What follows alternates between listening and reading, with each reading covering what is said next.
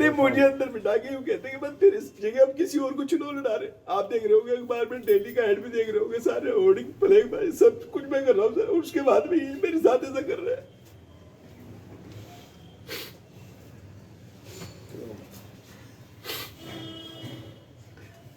ठीक है, कोई नहीं, ठीक है। परेशान मत होइए, ठीक है, चलो। ठीक है, जैसा होगा हम बताएंगे।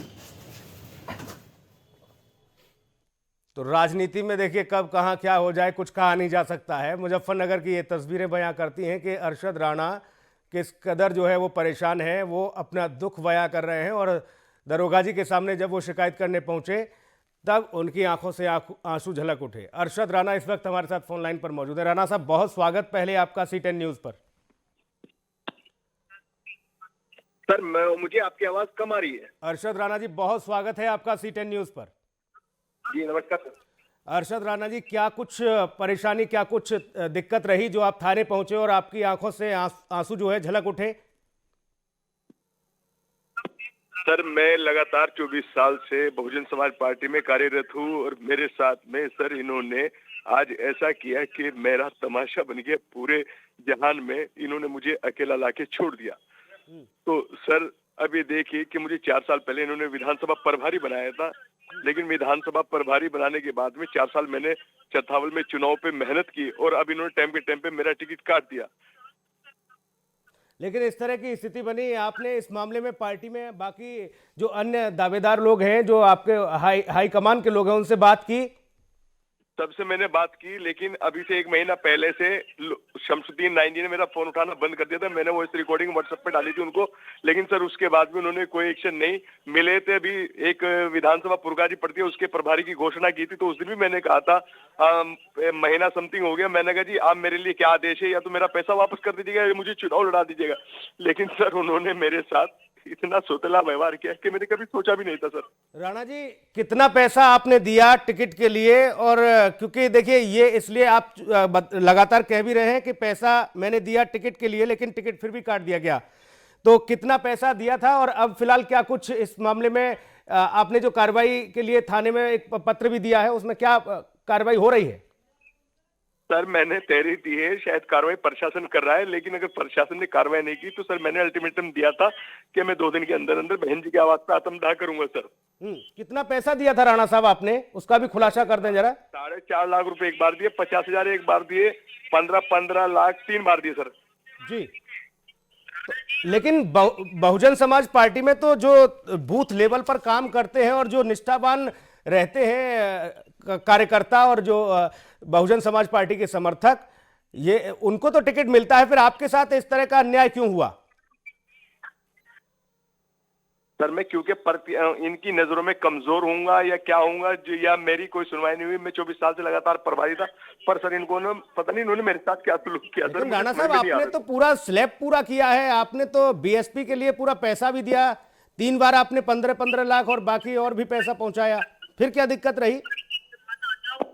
सर इन्होंने मुझसे 50 लाख रुपए की और डिमांड करती है। मैंने जिलाध्यक्ष को कहा था कि 25 लाख रुपए और दे दूंगा अभी, और 25 लाख रुपए सिंबल के बाद में, लेकिन उसके बाद भी इन्होंने सर मेरे साथ ऐसा किया। बिल्कुल, हम आपकी तकलीफ को समझ सकते हैं राणा साहब, क्योंकि धन भी चला गया और बाहुबल किस तरह से आपका जो जा रहा है वो आप आंसुओं से बयां कर रहे हैं। लेकिन राणा साहब ये बताइए, ये पैसा ऐसा तो नहीं जहां पार्टी में सही जगह सही ठिकाने पर पहुंचता था वहां नहीं पहुंच पाया हो, ये बीच में ही लोग चट कर गए हो इस पैसे को? अरशद राणा जी, अरशद राणा जी, आवाज मिल रही है आपको? लगता है कुछ ज्यादा ही भावुक हो गए अरशद राणा, अब उनकी आवाज भी नहीं निकल पा रही है। लेकिन उनकी पीड़ा, उनका दुख जो है वो समझा जा सकता है, क्योंकि पैसे से भी गए हुजूर और बाहुबल तो चला ही गया, क्योंकि बता भी रहे हैं कि किस तरह की थूथू हो रही है उनके क्षेत्र में। चरथावल सीट से दावेदारी ठोक रहे थे, 4 साल से मूंछों में ताव दे रहे थे, लेकिन एन वक्त पर बहन जी ने टिकट काट दिया, ट्विटर की चिड़िया उड़ी और चरथावल सीट उड़ा ले गए कोई और। तो एक बार फिर से अरशद राणा जी का रुख करेंगे। अरशद राणा जी, हैं आप लाइन पर? आपको आवाज मिल रही है? सर मुझे आवाज मिल रही है। राणा साहब, मैं ये जानना चाह रहा था आपसे कि इस मामले में आपने जो पैसा दिया, कहीं ऐसा तो नहीं वो पैसा ठीक जगह नहीं पहुंचा हो, बीच में ही लोग चट कर गए हों और आपको सिर्फ आश्वासन का लॉलीपॉप थमाते रहे हों? सर ये पश्चिम प्रभारी शमशुद्दीन नाइन जो पश्चिम के प्रभारी जो भी होता है पद पे, उसी की जिम्मेदारी होती है। आगे वो बहन जी के पास पहुंचा रहा है, पार्टी में दे रहा है नहीं दे रहा, ये जिम्मेदारी उसकी नहीं होती जो देता है सर। मेरी जिम्मेदारी थी पश्चिम प्रभारी को देना। पश्चिम प्रभारी जी मुझे 2 बार बहन जी के यहाँ ले गए, एक बार दिल्ली आवास पे, एक बार लखनऊ आवास पे सर। प्रभारी से आपकी बात हुई क्या? कुछ आपको आश्वासन दिया गया? क्या बात रही? कोई आश्वासन नहीं मिल रहा है सर, कोई आश्वासन नहीं मिल रहा है सर, कोई नहीं अरशद जी, आपकी पीड़ा को समझा जा सकता है। तमाम दर्शक आपको सीटेन न्यूज़ के माध्यम से देख रहे हैं और सुन भी रहे हैं, और आपकी आवाज़ जो है देखिए अब तक इन लोगों ने नहीं पहुंचाई बहन जी तक, लेकिन सीटेन न्यूज़ के माध्यम से जरूर पहुंच रही है। बहन जी जरूर आपको सुन रही होंगी, आपकी पीड़ा, आपके आंसुओं को देख रही होंगी। बहन जी से सभी चैनलों से एक ही, अपने चैनल के माध्यम से एक ही बात कही है। मैंने कहा बहन जी आपने अब तक शमशुद्दीन नाइन के ऊपर कार्रवाई क्यों नहीं की? आप बसपा कार्यकर्ताओं के साथ में ऐसा सोतेला व्यवहार बहन जी क्यों कर रही है? अगर कार्यकर्ताओं के साथ पश्चिम का प्रभारी ऐसा करता रहा है, पदाधिकारी ऐसे करते रहे, तो क्या होगा प्रदेश का?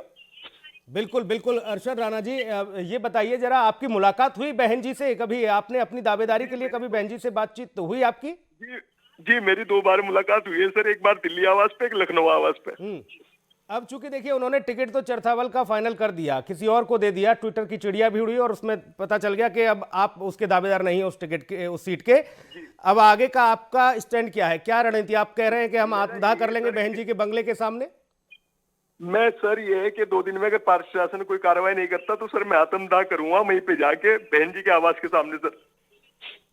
लेकिन अरशद राणा जी, क्या लगता है आपको कि आप इस तरह की धमकी देकर क्या सिर्फ एक इमोशनल कार्ड खेलना चाहते हैं? क्योंकि आपने अगर बूथ लेवल पर काम किया है तो आपकी सभी जनता के प्रति में तो वैसे ही है, आप निर्दलीय भी अगर टाल ठोक देंगे तब भी आप बाजी मार जाएंगे। फिर ये आत्मदाह की चेतावनी क्यों दी जा रही है? इन्होंने 24 वर्ष की मेहनत मेरी मिट्टी में मिला दी सर। पैसा तो मुझसे लिया ही 24 वर्ष से, मेरी 24 वर्ष राणा साहब, 24 वर्ष जो मेहनत की आपने वो जनता के लिए की या पार्टी के लिए? जी मैंने पार्टी के लिए मेहनत की है, क्योंकि मैं पार्टी में था जी। लेकिन जो भी व्यक्ति पार्टी में रहता है वो वहां के अपने क्षेत्र में जनता के लिए अग्रणी रहता है और तभी पार्टी उसको मौका भी देती है। तो ऐसा तो नहीं आप सिर्फ पार्टी के लिए कसरत करते रह गए हो, जनता की तरफ आपका ध्यान ही नहीं गया हो? नहीं, जनता की तरफ मेरा ध्यान है सर। आचार संहिता का सम्मान कर रहा हूँ। अगर आचार संहिता ना होती है सर 20,000 लोग लखनऊ में मिलते सर, लेकिन आचार संहिता का सम्मान कर रहा हूँ। मेरी विधानसभा के लोग मेरे साथ खड़े हुए सर, सर्व समाज के लोग।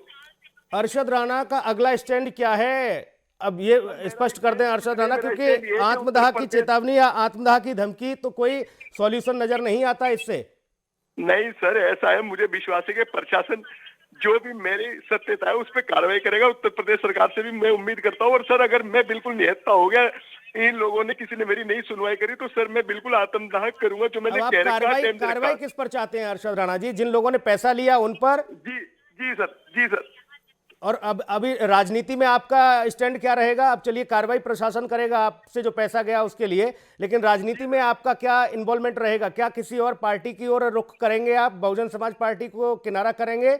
अभी मैं बहुजन समाज पार्टी का सिपाही हूँ, कल भी सिपाही था। मैं बहुजन समाज पार्टी में हूँ, अभी मैंने कोई बहुजन समाज पार्टी नहीं छोड़ी। लेकिन मैं बहन जी से उम्मीद करूंगा कि बहन जी शमशुद्दीन नाइन के खिलाफ कार्रवाई करेगी और मेरा पैसा वापस दिलाएंगी। लेकिन लगता नहीं राणा साहब कि आपने जो थाने का जो रुख किया वो बहन जी की नजर में जाहिर तौर पर खल जाएगा, क्योंकि आप सीधा बहन जी से शिकायत करते तो शायद सुनवाई हो जाती, लेकिन आप तो पुलिस के पास ही पहुंच गए। बहन जी से डायरेक्ट नहीं कर सकता सर, बहन जी के पास कोई डायरेक्ट नहीं जा सकता, किसी की औकात नहीं जो बहन जी के पास डायरेक्ट चल जाए सर।